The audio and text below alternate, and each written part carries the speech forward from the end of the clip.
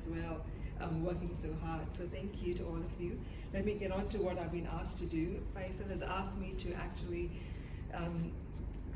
give out a small token of appreciation to Niyaz, and I know there's a group here, but I'm so sorry we don't have something small for you, Niyaz, to say thank you. Definitely, but it's something really small which I don't think can be shared. No, that's okay, that's fine. So my apologies. Please come, please.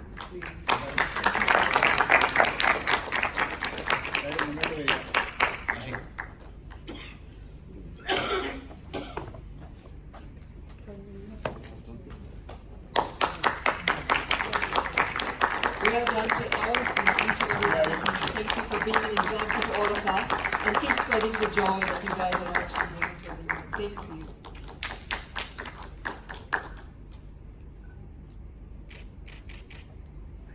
എല്ലാവരും അവരുടെ പേരൊന്നും പെട്ടെന്ന് പറയുകയാണെങ്കിൽ ഓരോരുത്തരും അവരവരുടെ പേര്. ഞാൻ Faisal, DY താമസം. ഇവിടെ വന്നിട്ട് 10 വർഷം. എൻ്റെ പേര് സഫിയ എന്നാണ്. ഇവിടെ വന്നിട്ട് 41 വർഷം. എൻ്റെ പേര് ആഷിഖ്. ഞാൻ താമസിക്കുന്നത് ആൽബിയം പാർക്ക്, സൗത്ത് കോസ്റ്റിലാണ്. And 6 years here. Beautiful place. I'm Shaheen, been here for 14 years and pretty much worked for Woolworths and retail. And my name is Niyaz, and our Faisal was saying, with your permission as well, can you say the organization which did this behind? I really didn't want to call out, but of course, and he's a hardcore, member of our organization, and he's always in the forefront. It's called KMCC, New South Wales Incorporation Limited. We are more of these things. We like to have a volunteer team, relief team. That's what we do. We have even reached out to the Lebanese family who got affected at the Oatlands. We reached out and said, if you have anything like come and do the garden work, cleanings, just let us know. And they've acknowledged that. These are the things like small things. We want to be part of the local community, more of a relief volunteer efforts as much as we can. So it's KMCC New South Wales. Faisal, thank you for reminding me. It's not that it's not to come here. What does KMCC stand for? What is it? History is big. It's Kerala Muslim Cultural Center.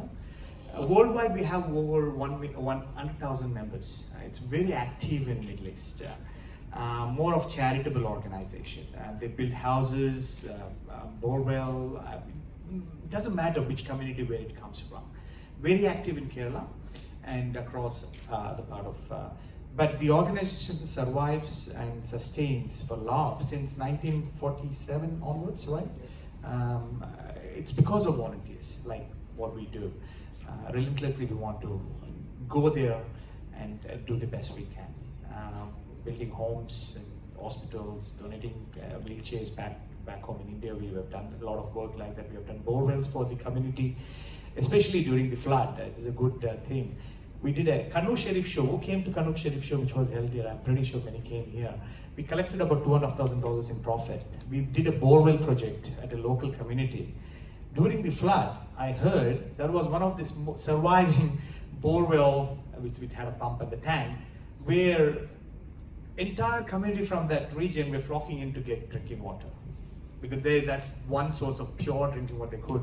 When I heard that, it was like, wow, that's what it matters, right? So small things. We want to just do it for the community that helped during the flood. So we want to do more kind of a project. That's what we do. Thank you. Thank you. And of course, we need to acknowledge that because every step people take, like what Faisal has done, actually attributes to a good cause. It might inspire even the child who's sitting there. It will make a big difference. So we don't need to look at how many people we influence through our speech, by our action, even a kid.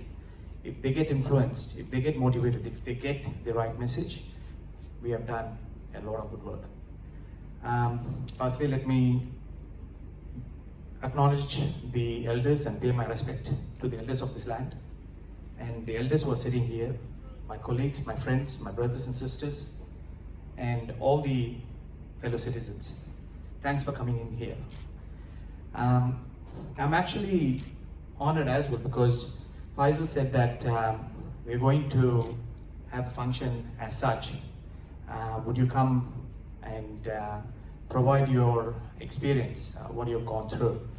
To be frank, this is my first experience.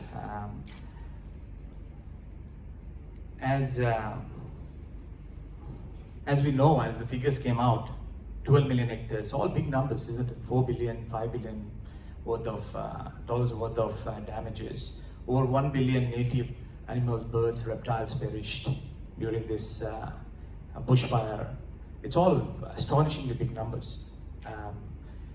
We human being so intelligent, still we perished. I think it's 35, that's what we said, Mr. Gopalan, that's right, 35 plus. Still we perished, very intelligent human beings, still we perished, right? This is all macros. We don't have control on macros. I mean, I heard the bushfire can light because of lightning. Even the trees, barks, having the frictions can light or ignite the fire. And Australia being such a large country with such a challenging landscape, it's inevitable that we would end up with this kind of disasters, right? And there is no use blaming the government as well, what they can do, what they could have done, or what shouldn't have done. I think we are all part of that entity as well. So we have our own needs that we need to establish and go and do something. That's how something came across. As I said, I'm honored here. I have to call out at least 3 or 4 people here who are sitting here who came with me. That's Faisal was part of the volunteer group. Ashik, who's sitting here, was part of the volunteer group. Shaheen, who's sitting in the corner, was part of the group. So I'm representing you all today. Okay. And Safiyata, actually, Safia came there as well. Did I miss anyone who is present here and have not noted? And so I'm representing you all. So let me take that pleasure as well, because without your help, it's financial, emotional, physical, it was not possible. It's not possible at all. Right, now, Faisal said, keep it sweet and short. Do you have a script? I said, no, I don't have a script. So I don't have a script. Just let me know 5 minutes before I need to wrap up, and I will try and do that. WhatsApp is a good way. Sometimes Faisal says WhatsApp biryani doesn't work in WhatsApp, so can we have a sensible talk in some of the groups? So it started off, the thing is that we have seen Facebook donation collection. I think one of the Facebook group collected close to $70 million or something like that, and it went up to $100 million. There's a lot of small organization, individuals collecting. I think it's close to $400 or $500 million, or close to $1 billion now, right? It came through. I've been part of that donation. I'm pretty sure you all have been part of that donation process. Everyone has given something or the other. For me, from my point of view, it was not sufficient. I was just thinking that if we are physically able and mentally capable of doing something, then we have to do something about it. That's when a group of people, we got together, we had a meeting. Can we do something? Let's go back to the community, raise some funds, and then rather than giving, it's good to give to all bigger organizations, there's nothing wrong about it. But if you do study about their modality and the management structure, you will probably understand certain weakness they have to. It's forced weakness. It's not that I'm blaming them, but that's how they operate, right? But we have, smaller organizations have more power because we don't have bureaucracy to deal with. You have 4 or 5 people sitting there who are head of the organization. You have members, and you have the community who actually trust you and enable you to do something. You need to use that power which is given to you, because it's the best thing you can do as a small organization. I want to tap into that part of it, right? It's a macro side, micro side of things. Macro we can't. I said fire that this week. The micro is what we can do ourselves, right? That's how it started off. But then the challenge was, we collected about $3,500 in 3 days, 3 to 4 days. It was a small thing. We wanted to go on one weekend, but the road closure didn't allow us, and then we needed to move to the next weekend. The challenge was, what I'm going to do with the $3,500? What if I buy bottles or noodles or nappies, kid stuff? But then we heard a lot of news saying that, oh, you don't do that, you don't do this, there's extra amount of bottles and waters, we don't do this. So the challenge was plenty. So this is something that you all can take away as individual or as an organization. Musakuti was there, we know him very well. So the reason we choose that part is because we had someone there already. And we know that was the most affected area as well. So there are two reasons. And we have emotional connection. You always need to find some emotional connections when you want to do this kind of things. If you don't find emotional connections, you can't do anything. So try and find what emotionally connects you to something that you want to do, right? It's emotional. Emotion is the one which drives everything. You want to go and buy a product, it's emotional. If I want to come and stand here and want to talk to you, it's emotional. If I take emotions out of it, there's nothing there left. So try and find some emotional stuff. So Musakuti was emotional, connected. Called him up and said, mate, we want to come there. What we want to do is, we want to make sure that whatever we have collected want to be 100% utilized the way it should be utilized. We called council 1 week response, not happening. We called the MP's office, no response. Someone will call back. We called Red Cross. They're busy with a lot of stuff. They can't do that, can't do this. Finally, I told Musakuti, you need to find someone local who's passionate, who's emotionally attached with all these things, who's running around doing something there right away. He said, give me about 1 day, Niyaz, I'll come back to you. He did a great job. He found a volunteer, Batements Bay logistic team, they called 6 people, all locals, but they were on the field doing everything. Someone calls in, they go there, I was connected with Matt. I had a chat with Matt and I said, we want to do this. Then Matt, I said, we have certain amount of dollars, we're going to go shop and bring everything. We have a truck, we'll put it in that truck or van, whatever it is, we'll come there. You know, the best thing he said, don't do that. Because there is something called as business, which operates in Batements Bay, right? It's all closed. They had Christmas stocks, all these things. They don't know what to do with it. And shops are open now, but there is no business. And all the cash flow is completely gone. Why don't you bring that cash? That's the first beautiful lesson we all can take. Don't spend something here. Go to the place where you want to spend locally there, right? The business, they've suffered. They would have lost homes, and most importantly, the business, right? If business doesn't sustain the economy, the entire economy collapses in certain way or thing. It's all interconnected. So I said, great, let's do that. I'll get dollar to dollar there, we will spend.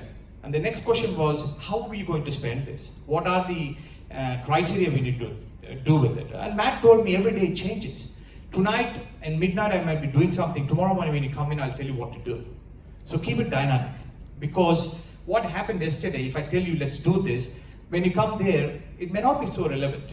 You know what I mean? Let's do a dynamic approach. I said, let's do a dynamic approach. That's the suggestion I gave him. He said, yeah, let's do that. But I told him, give me some options. Give me some options. He gave some options. We need to go to farms, which is completely ravaged. Some of the farms are so ravaged, all 4 or 5 people, family of camp there. You can go there and do something. And you can go to a community kitchen and cook food for them as well. Whether you want Indian or barbecue, doesn't matter, but we will get about 400, 500 people to come in. They're homeless, people who have lost, who have suffered. Food is a way of sharing love, you know, the food. If you give food to someone, they'll remember you for a long, long time. I'll tell you that had happened with us. So we started with, I called upon for about 8 to 9 volunteers. We are told all came in. But with the grace of Almighty, we had 2 families, full families, joined us. Ladies and women joined us.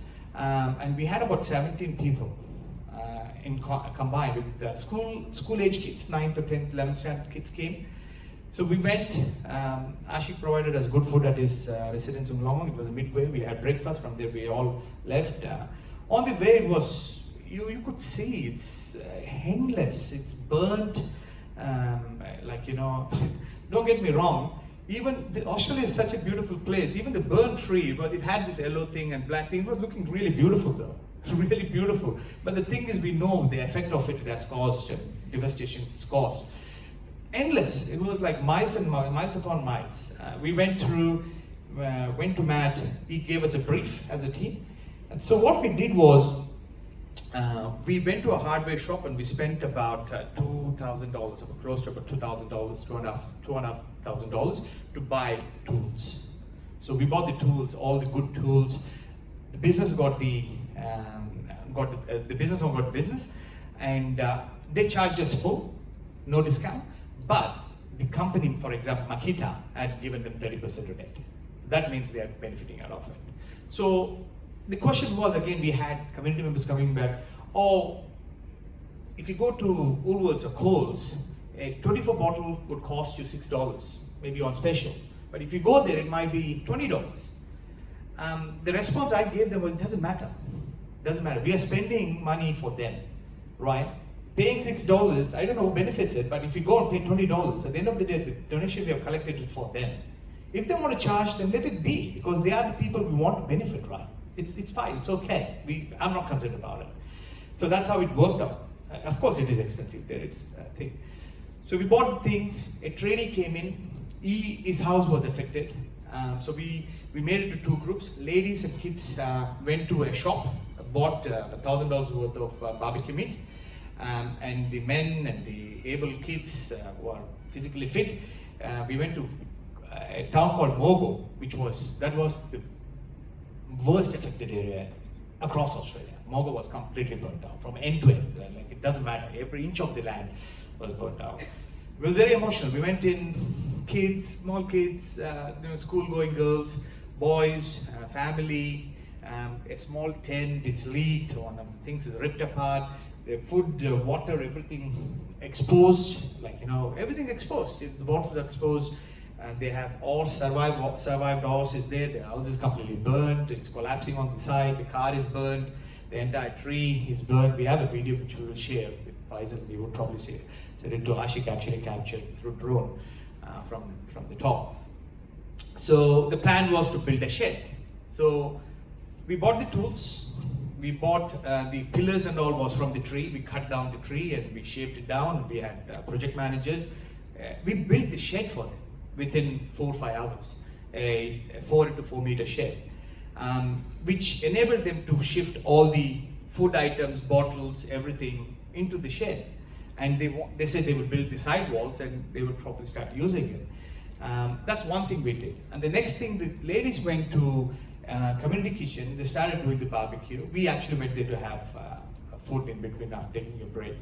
They served and they advertised in local radios, community news, and all those things that a team from Sydney has come in. They cooked a lot of food. $1,000 worth of meat is a lot.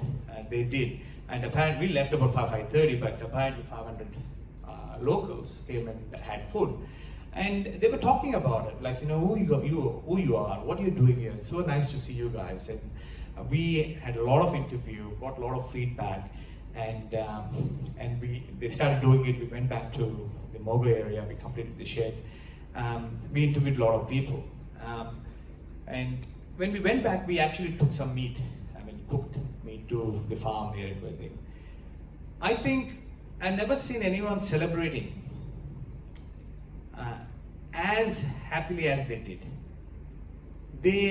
I think it was one of the group locals went and got the food, a tray of barbecue meat and everything. The moment the food came, they asked, "Is it for you?" So no, we had it. It's for you guys. They were like, kids, mom, dad, look at this. Oh my God, look at this barbecue, dad, these sausages. It's the feeling of that was unbelievable. A food was so important for them. I'm pretty sure being an Aussie, they eat meat every day, but I can feel that the moment they saw food after maybe a week or two, such kind of good food, it was unbelievable. So that is our experience. So if you're doing something, as I said, you have a lot of power being a local organization, collect the money, go back to locals, deal with someone you trust, using the local contact. Of course, because you don't want to spend something which is not relevant and you don't know what it is. You might be wondering what happened to the tools. We gave it to the trainee, okay? Because he lost everything. We gave the trainee. We had 2 sets of full tools, which was about $1,200 to $400 per set. One set is still remaining there, but we have asked them to find the right trainee who's volunteering and who has lost something. Give it to them. So Matt is overseas. He said he's going to come back this week and he will make sure that goes to a trainee who's helping them to help them as well, right? So that's how we managed it. It was a very fulfilling part of our activities. You need a team. You need to find that emotional connection, build a team, and we want to go back. The next thing what I'm doing is we have 300 or 400 organizations want to come together. We want to collect about close to $100,000, which possibly, if Almighty permits, we can do that. we want to do a container community kitchen or a container home, which costs about 25,000 or 30. We are still in the process of doing it. We have said to the locals that we are going to come back again. And when we come back, we'll come back with a little bit of might and better things we can do. So it's a long-term commitment we have. It's about 1 year at least. We, as a small organization, we collect funds for India. We used to do that. Every quarter we do that. But this time, we as a team decided, like, most of the funds should be going to locals. So we are kind of doing think global, act local kind of a philosophy as an organization. Think global, like, think everything. That's the most powerful way, and act local, give everything back to locals. That's the theme for us to move forward. So that's the story. We came back again, of course, by 9:30 we came back. And I think everyone were tired, but everyone were so happy. Next day we formed the group, we shared the photos, went through. The good thing was we never informed the New South Wales Fire Department. We had a function, a bus by there. I think Root Hill School and the mosque, though they presented $20,000 check, and New South Wales thing were there. I couldn't attend the function, but that one of the chief mentioned that a group of people from Sydney came there and did this and this, and he was very specific about, they built the shed, they made barbecue for 400 people. Believe me, we never advertised, we never gone back to them, but they got the news. That's a good thing as well, because the recognition is very important, I'll tell you. It's a fun focus, a fulfillment part is very important. If you don't recognize someone who's done something as an organization, individual, there's something that you take away from them. When you recognize something, like he's organized this platform today, he has recognized us and the team, it is very fulfilling for us. Like, for me, talking to you, it's very fulfilling. I feel this is one of the best audience and the best place to stand and talk to you. Right? I know it might influence one, I'm happy with that. If it doesn't influence, if it influences after 1 year or 10 years, it's fine. It's okay. So, but that's what we aim for as an individual, right? So that's it from us. Again, thank you volunteers who are here. Yeah, we want to go back, and if there is anything, I'll let Faisal know. And if you want to be part of that engagement, please feel free to be part of it. We can go for a weekend and help them out, and we are planning something like that. Thank you again for patience. Time for questions. Niyaz, thank you very much. Sure. And the first time hearing about your first hand, what you did, and I'm also happy that, especially I'm very happy as an Australian, and the bonding between you guys who are migrants, of course, and the local people, we are all one. Often we hear about, we are all one, but we are different. Honestly, I don't feel much dumb about that. We have to do something. That bonding is much stronger, and that's what matters. And also, I like to digress a little bit, and it's a volunteering. Selfless volunteering. They didn't even announce the name of the organization, and the RFS person, he mentioned about this, and a bit to digress, and this man, Faisal, is like that. I always like acknowledge leading by example. It's only one leadership is leading by example, that's my view. And there's another person sitting there, Jayakumar, always in many Malayali, and he says that he's not even a Malayali, but he's a Konkani, and he can speak many languages, and these people like him, of Faisal. And there are a lot of people, especially these two, never come to the limelight, so I just take this opportunity and hijack it and acknowledge these two people. What you said, I mean, when you want to talk to someone at an organized level or an individual level, don't look at the differences, what they are putting forth. Look at what the common things you have, common things you can share.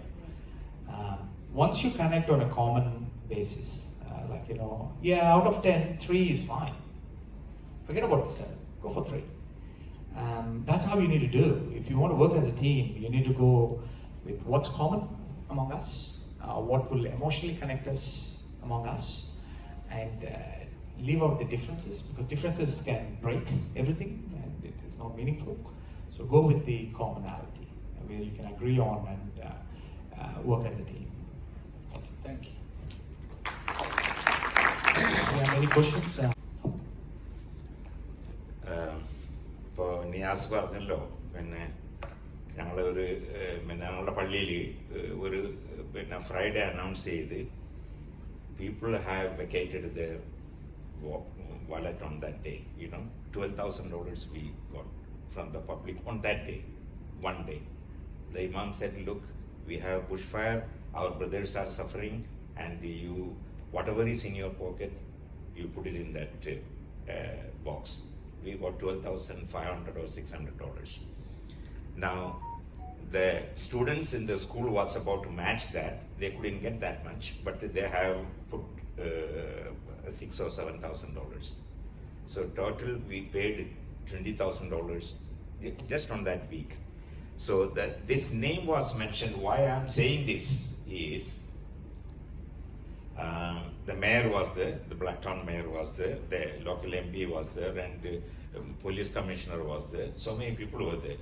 So they were, while we were talking about this after presenting the, it was a big function actually we organized. They have mentioned a particular Indian group who came to Basement's Way and done so and so thing.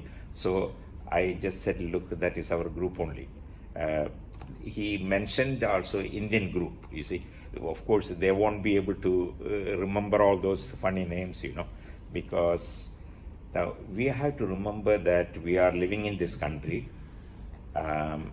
We are, I'm not saying less charitable, but we have to wake up and make sure that we have the concern of the normal Aussie concern, and we have to participate by digging in our pocket, and that is the thing, you know, we are all lacking actually.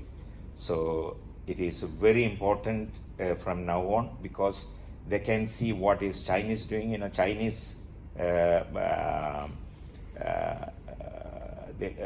you know, their Lions Club, I think they have paid nearly $250,000, Chinese group. You see, look, we are in big numbers in Australia, Indians. So we had to make sure that if we want a recognition in one of those rainy days, we have to act, and we had to bring that imprint into the white Australian society. This is what I wanted to say. Thank you.